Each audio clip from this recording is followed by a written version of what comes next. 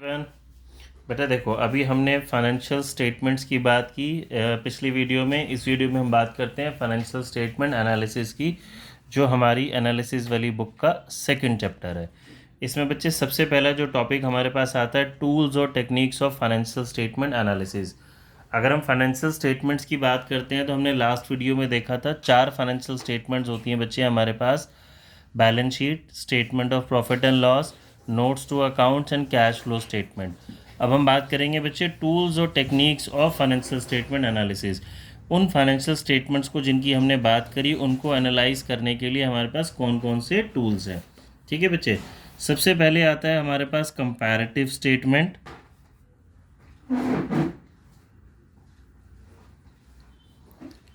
इसकी बच्चे जो डिटेल है ना कंपैरेटिव स्टेटमेंट की, इस बार हमारे सेकंड टर्म में चली गई है। Comparative statement, common size statement,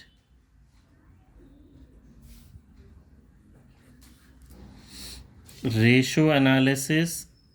ये चैप्टर हमने इसी साल इसी टर्म में बच्चे अभी पढ़ा भी है। And cash flow statement.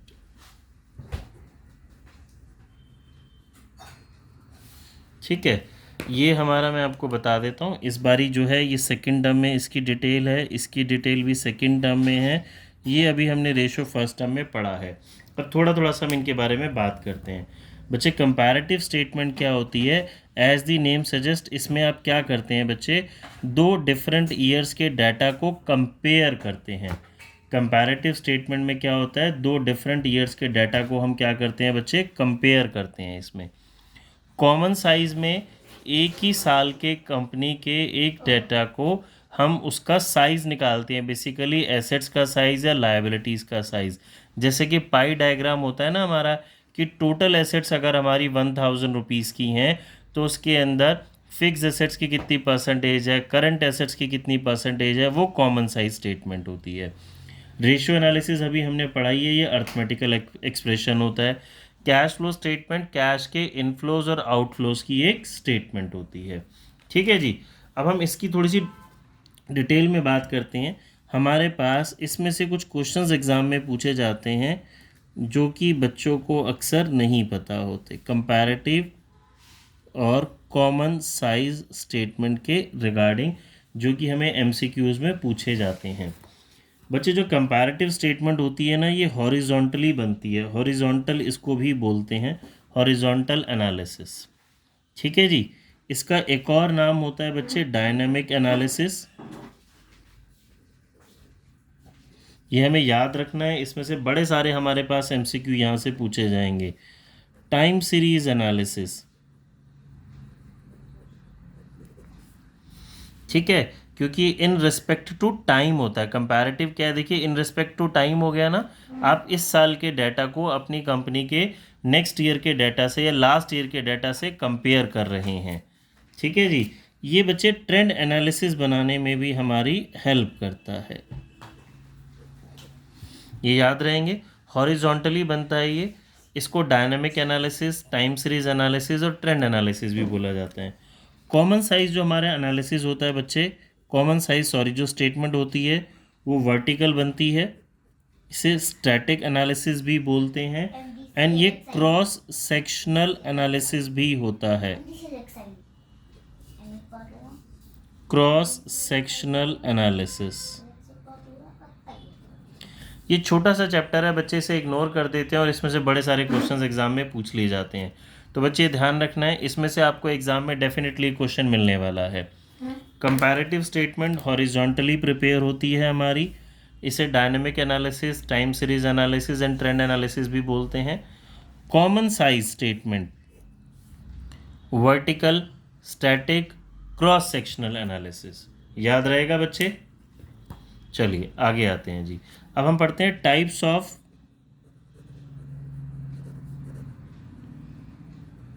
Financial statement analysis.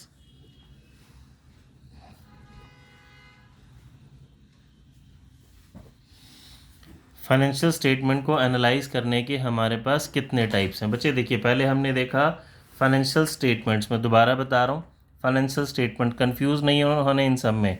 Balance sheet, statement of profit and loss, notes to accounts and cash flow statement. फिर हमने देखा टूल्स और techniques of financial statement analysis. ये 4 टूल्स हो गए इन फाइनेंशियल स्टेटमेंट्स को एनालाइज करने के। अब आ जाते हैं जी इसके टाइप्स पे। पहले इनके नाम की हम बात कर लेते हैं। External analysis,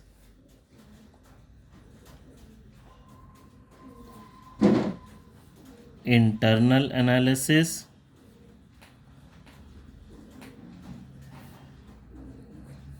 horizontal, vertical.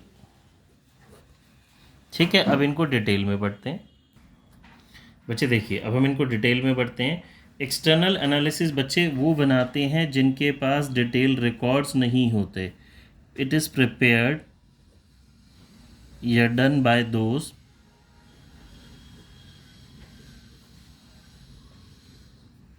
who do not have detailed records of a company। Company की बहुत ज़्यादा उनके पास डिटेल रिकॉर्ड्स नहीं होते। ये डिपेंड होते हैं बच्चे, छोटे छोटे से इंपॉर्टेंट पॉइंट आपने याद रखने हैं। Depend on published records. Publish records मतलब जो कंपनी को पब्लिश करने ही पड़ते हैं, like statement of profit and loss. ये किस पे डिपेंड होते हैं जी? Statement of profit and loss पे, बैलेंस शीट पे, ऑडिटर्स रिपोर्ट पे,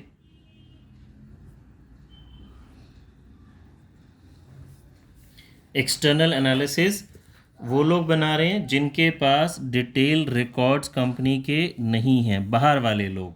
ठीक है, समझ रहे हैं? बाहर वाले लोग, उनको जो बताया जा रहा है, जो डाटा दिया जा रहा है, उसी के ऊपर वो रिकॉर्ड्स बना रहे हैं। तो अभी कौन लोग हो गए बच्चे जिनके पास पूरी कंपनी की बिल्कुल इंटरनल एक एक चीज़ नहीं है, जो उनको बताया जा रहा है बस वही पता है? इन्वेस्टर्स, लेंडर्स, क्रेडिटर्स, गवर्नमेंट या जो भी हमारी एजेंसीज हो गई, रिसर्च करने वाले लोग हो गए। बात समझ में आ गई बच्चे? तो ये बेसिकली आउटसाइडर्स कर रहे हैं एक्सटर्नल एनालिसिस। ये याद रखना है बच्चे, नाम से समझ में आ रहा है, बाहर वाले लोग जो एनालिसिस कर रहे हैं, जिनके पास कंपनी की बहुत डिटेल रिकॉर्ड्स नहीं है, जो पब्लिश रिकॉर्ड है उनके ऊपर ही वो बेस होते हैं, like investor, lender, creditor, government agencies and outsiders. अब बात करते हैं बच्चे हम इंटरनल एनालिसिस की। इसका जस्ट अपोजिट हो जाएगा। इंटरनल एनालिसिस कौन करेगा? मैनेजमेंट करेगी बच्चे हमारी। देखिए, जिनके पास पूरे रिकॉर्ड नहीं थे इंटरनल एनालिसिस के पास, जो वो लोग करते हैं जिनके पास कंपनी की पूरी एक एक चीज़ डिटेल्ड हमारे पास होती है।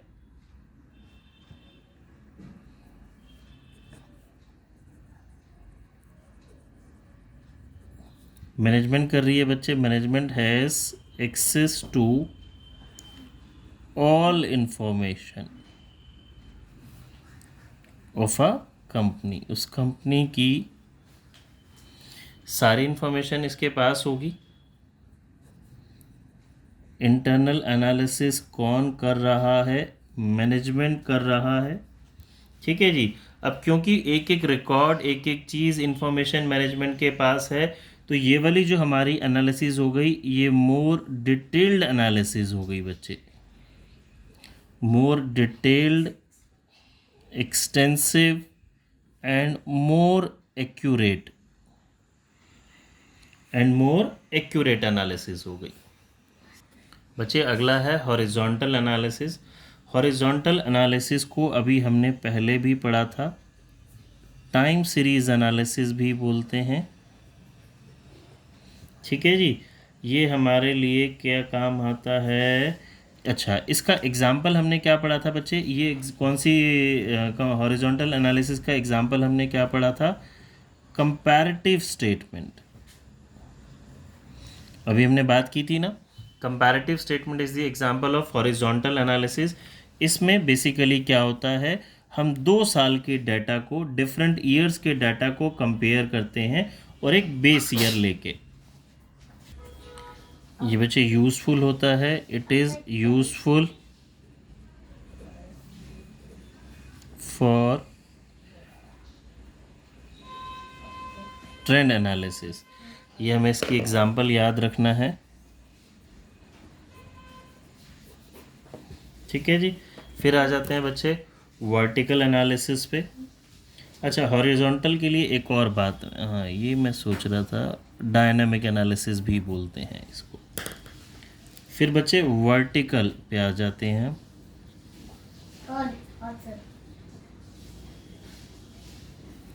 वर्टिकल एनालिसिस को बच्चे स्टैटिक भी बोलते हैं। ये आप बातें याद रख लेंगे ना, तो इस चैप्टर में से बच्चे आपके 3-4 एमसीक्यूज तो डेफिनेटली ठीक हो, जो आएंगे वो सारे ही ठीक होंगे, 3-4 एमसीक्यूज आने ही आने हैं। स्टैटिक एनालिसिस भी बोलते हैं बच्चे। इसमें बेसिकली क्या होता है, जैसा कि हमने पढ़ा था, इसका एग्जांपल मैं आपको पहले बता दूं। अगर common size statement is the example of vertical analysis, तो आपको समझ में आ जाएगा बच्चे। इसमें जो फाइनेंशियल स्टेटमेंट को एनालाइज करा जाता है ऑफ 1 ईयर ओनली, इसमें एनालाइज किया जाता है एक ही साल के डाटा को। ठीक है। एक और नाम इसका स्टैटिक एनालिसिस। इसका एग्जांपल हमने देखा कॉमन साइज स्टेटमेंट हो गया,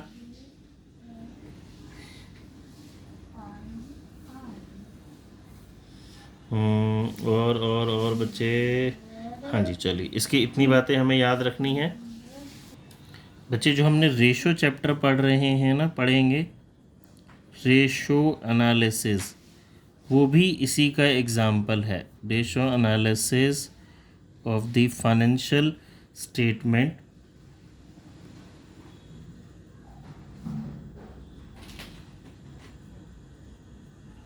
is also a example of this type of analysis। ठीक है बच्चे। बच्चे अब एक और टाइप का कंपैरिजन इस चैप्टर में हमें पढ़ना है, intra firm and inter firm. Intra firm क्या होता है बच्चे, हमारे पास within same firm.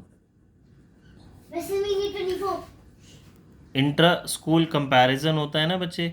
Intra school comparison क्या होता है, हमारे मतलब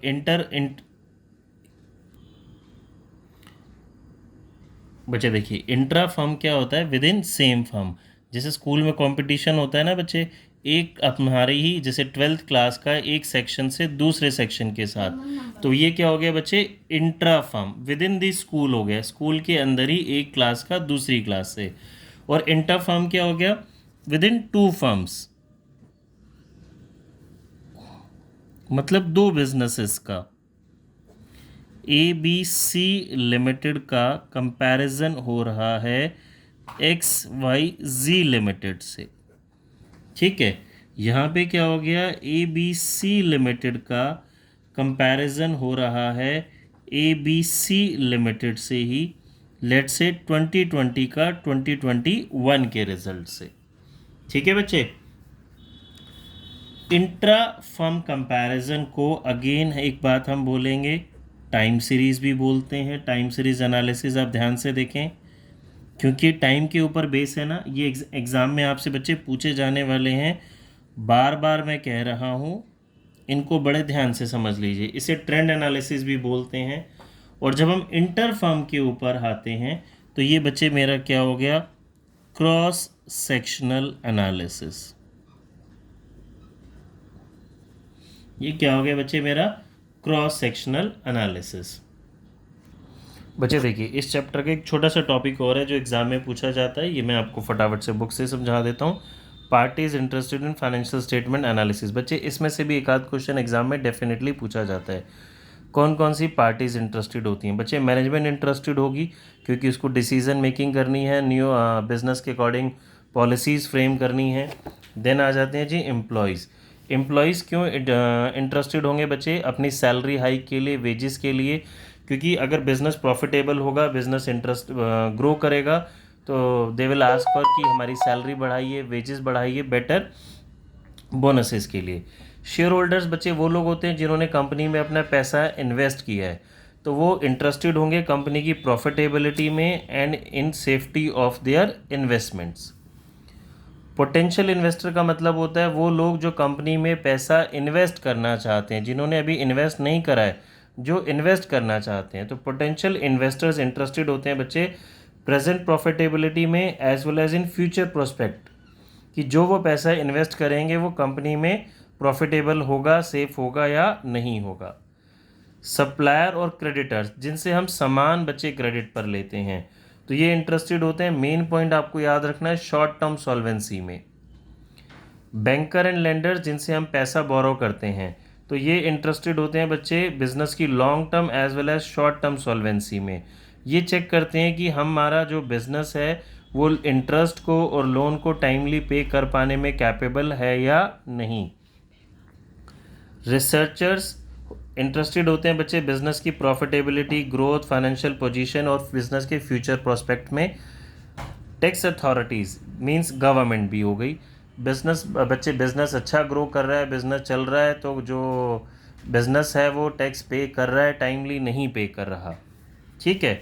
कस्टमर, तो हम इंटरेस्टेड होगा जी क्वालिटी प्रोडक्ट्स के अंदर। देन एक छोटा सा टॉपिक और, लिमिटेशंस ऑफ फाइनेंशियल स्टेटमेंट्स। इसमें से बच्चे एग्ज़ाम में अक्सर एक क्वेश्चन डेफिनेटली पूछा जाता है। देखिए जल्दी जल्दी से बता देता हूँ। हिस्टोरिकल एनालिसिस, क्योंकि जो हम एनालिसिस करते हैं पास्ट डाटा के अकॉर्डिंग करते हैं। प्राइस लेवल चेंजेस को बच्चे जो मनी की वैल्यू में ड्यू टू इन्फ्लेशन, डॉलर रुपये की वैल्यू में चेंजेस होते हैं, उसको ये कम्प्लीटली इग्नोर करता है। क्वालिटेटिव एस्पेक्ट को इग्नोर किया जाता है। अकाउंट्स में सिर्फ क्वांटिटेटिव, जो भी चीज़ मनी की टर्म्स में मेज़र की जाती है उसको रिकॉर्ड किया जाता है। स्टाफ की, मैनेजमेंट की क्वालिटी को इग्नोर किया जाता है। बच्चे suffers from the limitation of financial statements. Financial statements के अंदर ही अगर कुछ गड़बड़ हैं, मिस्टेक्स हैं, तो उसका एनालाइज तो ऑटोमेटिकली गड़बड़ हो गया। फ्री फ्रॉम पर्सनल बायस नहीं होती बच्चे। पर्सनल बायस का मतलब होता है किसी की तरफ झुकाव होना। जैसे कि होता है ना कि एक बच्चा, हमें क्लास में होता है 40 स्टूडेंट्स हैं, तो टीचर का एक माइंडसेट होता है कि यार कुछ भी शैतानी हुई है तो एक वो पर्टिकुलर बच्चे का ही नाम आएगा सबसे पहले। तो सेम चीज़ ये जो होती है फ्री फ्रॉम पर्सनल बायस नहीं होती। इसके लिए आजकल जब आप एमसीक्यूज़ करेंगे, सैम्पल पेपर्स देखेंगे, तो एक वर्ड यूज़ होता है सब्जेक्टिविटी, ठीक है। वेरिएशन इन अकाउंटिंग प्रैक्टिसेस, हमें पता है बच्चे जैसे डेप्रिसिएशन के दो मेथड्स होते हैं, एसएलएम एंड डब्ल्यूडीवी। एक फर्म एसएलएम फॉलो करती है, दूसरी फर्म डब्ल्यूडीवी फॉलो करती है, तो उसको एनालाइज कर पाना बड़ा मुश्किल हो जाता है। Window dressing, manipulation. Window dressing का मतलब होता है बच्चे वो शो करना जो आप दिखाना चाहते हैं, मतलब प्रॉफिट्स को ज़्यादा शो करना, मैनिपुलेट करना, ठीक है बच्चे। ये सेकंड चैप्टर बच्चे हमने सारे मेन पॉइंट्स इसके कवर कर लिए। होप आपको वीडियो अच्छी लगी होगी। अपने फ्रेंड्स के साथ बच्चे वीडियो को ज़रूर शेयर करें। Okay bye.